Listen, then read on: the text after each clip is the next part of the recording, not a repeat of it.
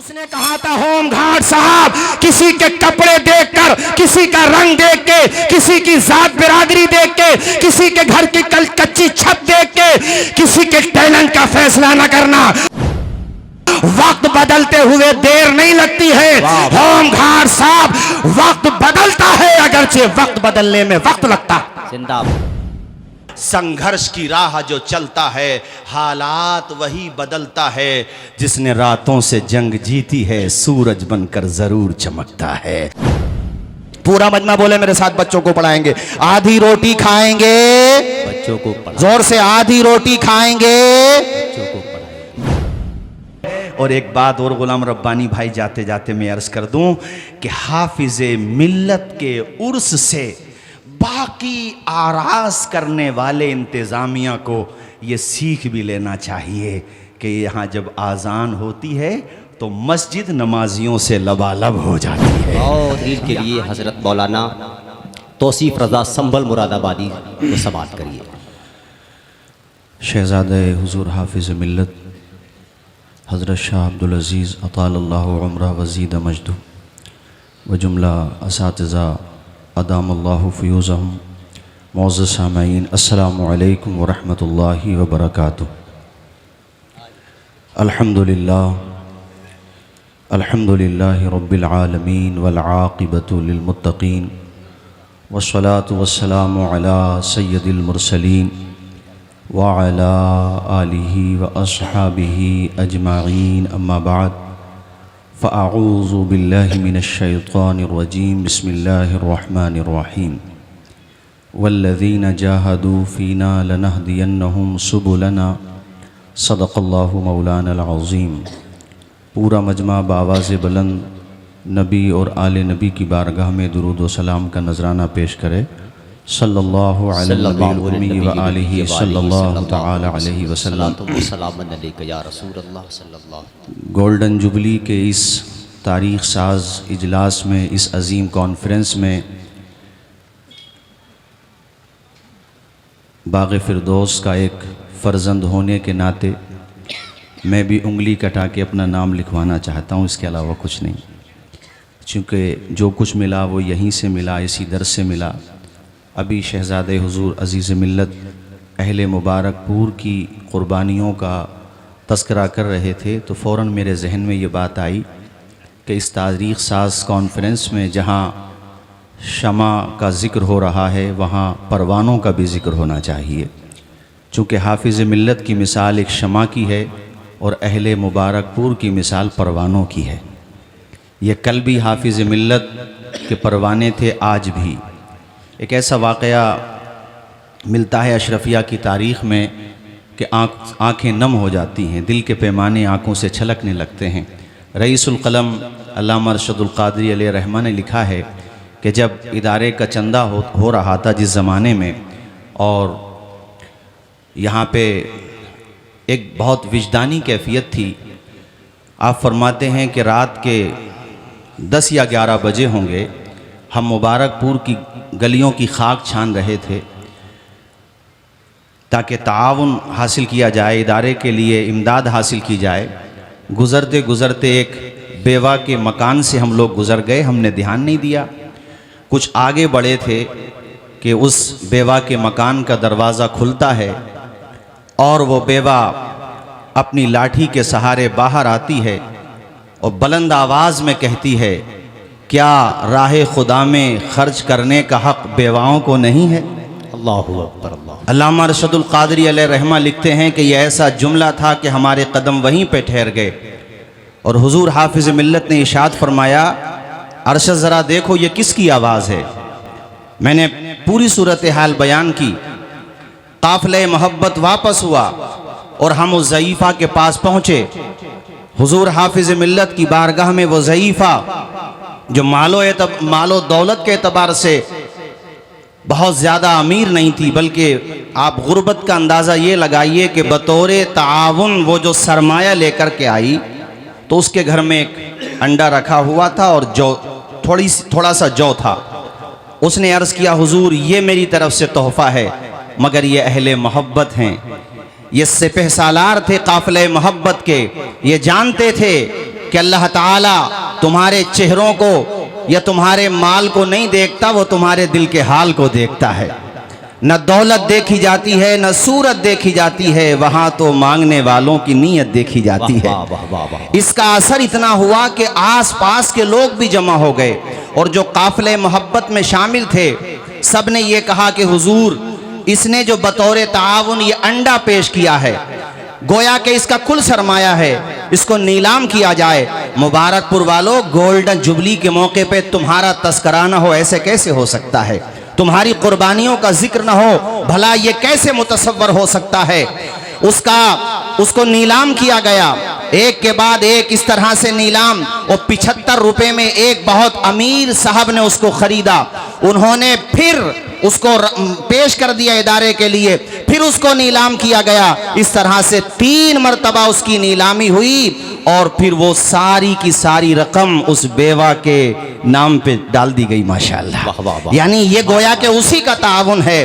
हाफिज मिल्लत ने जो काम और जो कारनामा अंजाम दिया है, मैं एक बात कहूँगा कि इतिहास वही रचते हैं, तारीख वही रकम करते हैं, वही शाहीन सिफत अफराद इतिहास के पन्नों में अपना नाम आबे ज़र से लिख करके जाते हैं। दुनिया उन्हें याद रखती है जिनकी रगों में खून से ज़्यादा उनका मकसद जुनून बन के दौड़ता है।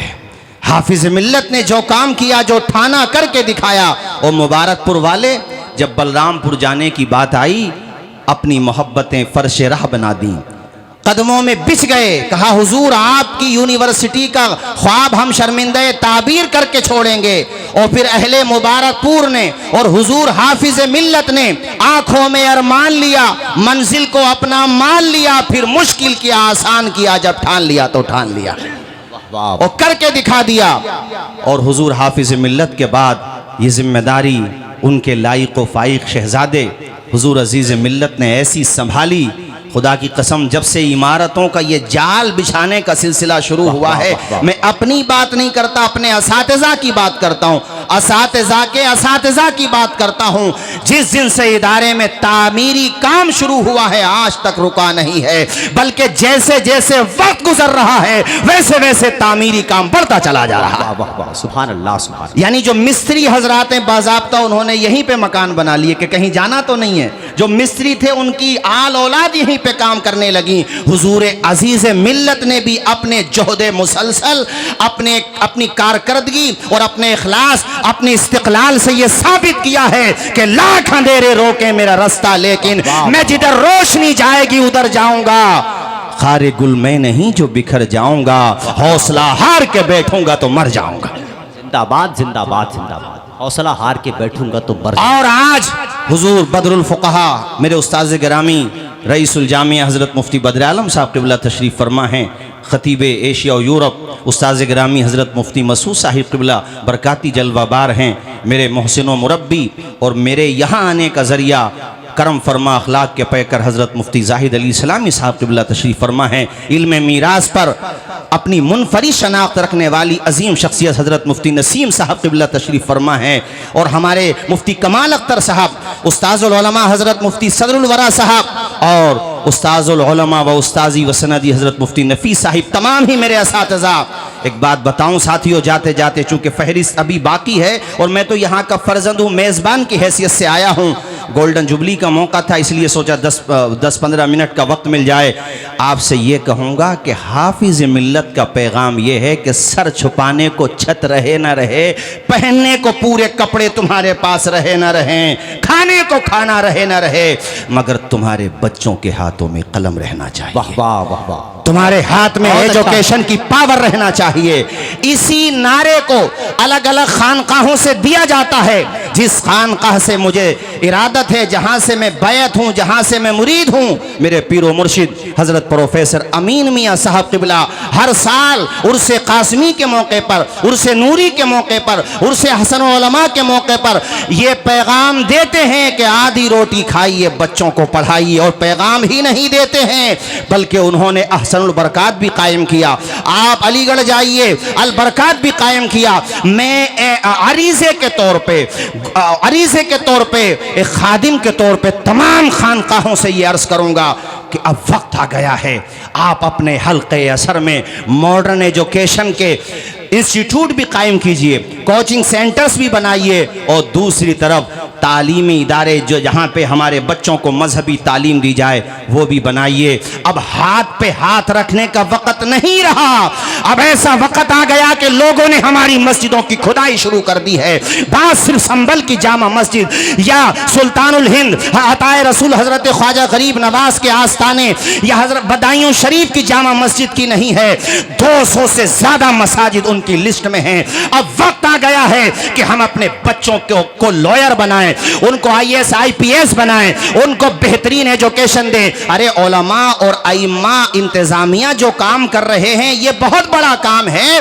बाकी जो पॉलिटिकल लीडर्स हैं, सरमायादार हैं, उनका एक हल्का असर है, वो भी तो अपने हल्के असर में तालीम का काम करें। 1-1 करोड़ 2-2 करोड़ रुपए के लोग टिकट खरीद लेते हैं ताकि इलेक्शन में खड़े हो जाएं। क्या ये सरमाया तुम बच्चों की एजुकेशन के लिए नहीं लगा सकते? अभी मैं पढ़ रहा था मुरादाबाद का एक लड़का, उसका नाम है नईम अहमद, जटपुरे का रहने वाला, वो IAS बना, 13 IAS बने थे जिस साल उसका सिलेक्शन हुआ था, उन 13 में एक वो भी था।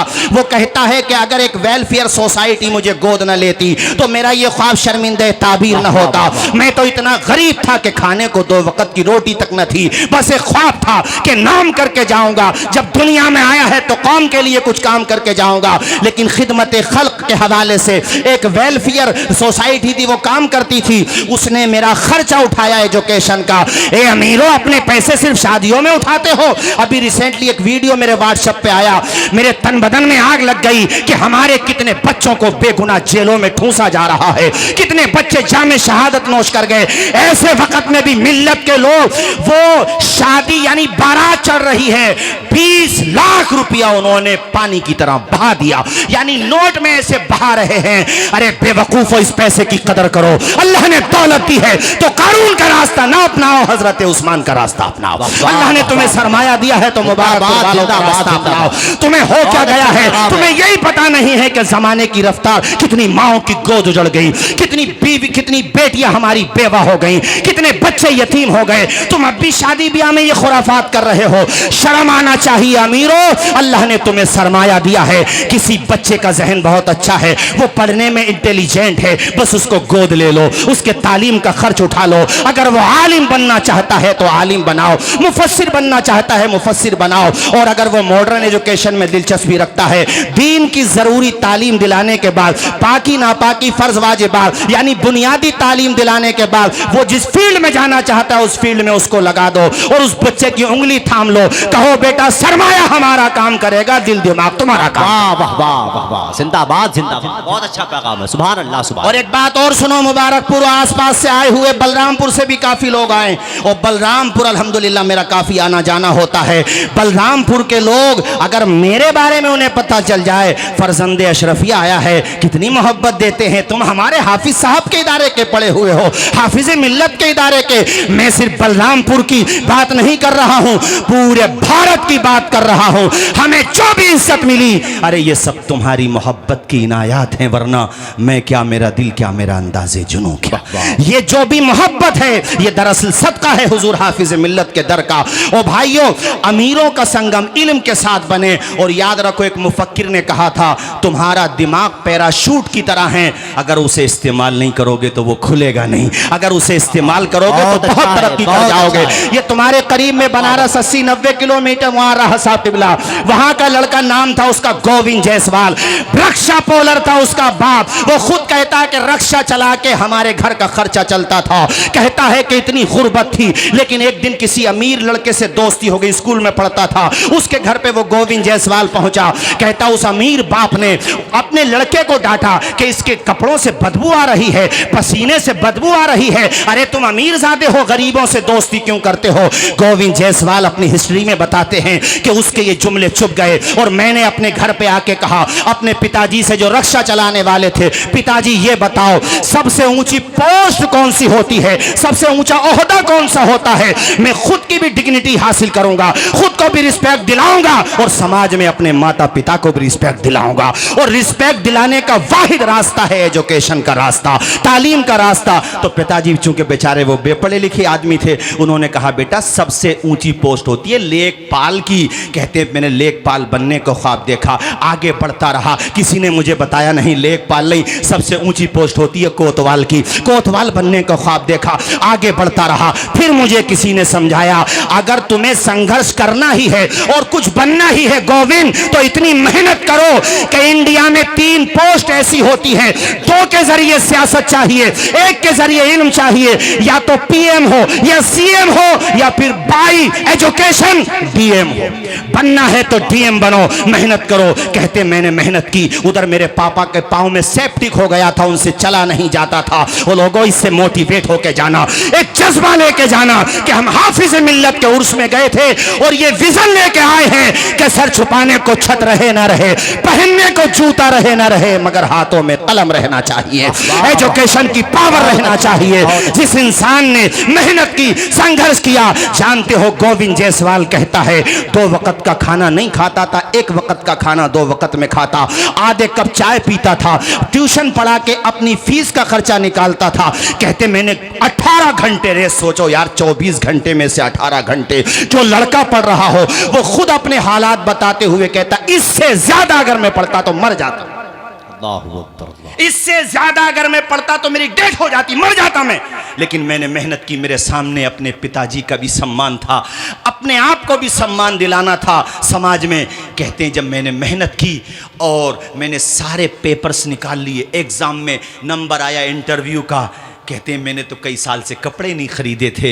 अपनी बहन को कॉल की, बहन प्रेग्नेंट थी, बहन ने पैसों का इंतज़ाम, उनकी यानी डिलीवरी का वक्त था उधर, वो 2000 रुपये उनके घर पे रखे थे अल्ट्रासाउंड वगैरह के लिए। लेकिन बहन भी माँ का रोल अदा करती है, बहन ने वो 2000 दिए ताकि वो कोट पैंट जो भी उसको इंटरव्यू देना, सलीके कपड़े पहने।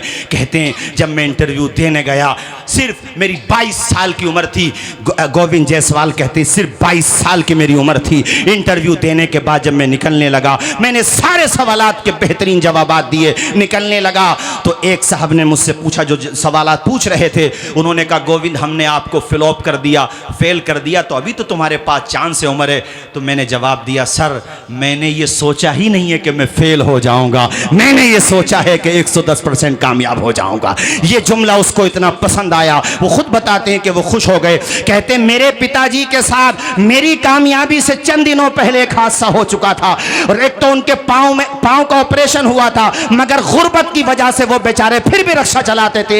एक होम गार्ड ने उनको डंडा मारा और उनके रक्षे के टायर में जो है उसने सुराख कर दिया। तो किसी वकील ने, हमारे गांव का वो वकील था, उस वकील ने कहा होम गार्ड जी जानते नहीं हो इनका बेटा यूपीएससी एग्जाम निकाल चुका है। कहते जब मैं सक्सेस हुआ तो मुझे यकीन नहीं आया, इतनी खुशी हुई। सबसे पहला अगर मैंने किसी को फोन किया तो मेरे पिताजी थे। कहते मेरे पिताजी को यह पता चला कि मेरा बेटा डीएम बनेगा तो रिप्लाई नहीं आया, कोई जवाब नहीं आया।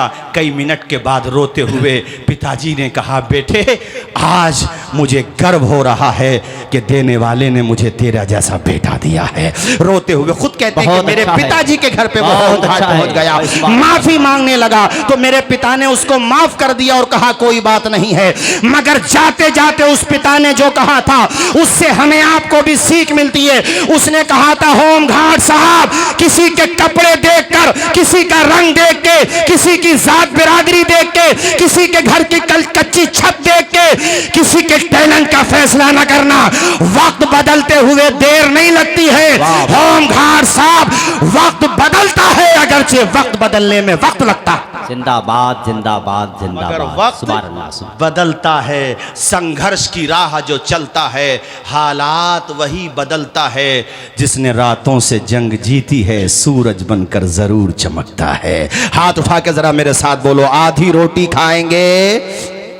पूरा मजमा बोले मेरे साथ, बच्चों को पढ़ाएंगे। आधी रोटी खाएंगे, बच्चों को पढ़ाएंगे। जोर से आधी रोटी खाएंगे, बच्चों को पढ़ाएंगे। बच्चों बस यही मेरा पैगाम था, यही हुजूर हाफिज मिल्लत का पैगाम है। और एक बात और गुलाम रब्बानी भाई जाते जाते मैं अर्ज कर दूं कि हाफिज मिल्लत के उर्स से बाकी आराज करने वाले इंतजामिया को ये सीख भी लेना चाहिए कि यहाँ जब आज़ान होती है तो मस्जिद नमाजियों से लबालब हो जाती है। बहुत अच्छा। यहाँ जब आज़ान की सदा बुलंद होती है तो दीवानों का हुजूम अजीज़ुल मसाजिद में उमड़ पड़ता है। अल्लाह की कसम असलाफ की यादें ताज़ा हो जाती हैं। सरों का हुजूम देख के साहिबो आखिर में कहूँगा, उर्से अजीज़ी का पैगाम नमाज़े बाजमात का एहतमाम यहाँ भी और यहाँ से जाने के बाद भी, वरना मसाजिद की खुदाई शुरू है। एआई के ज़माने में एएसआई की बात हो रही है मेरे भाइयों,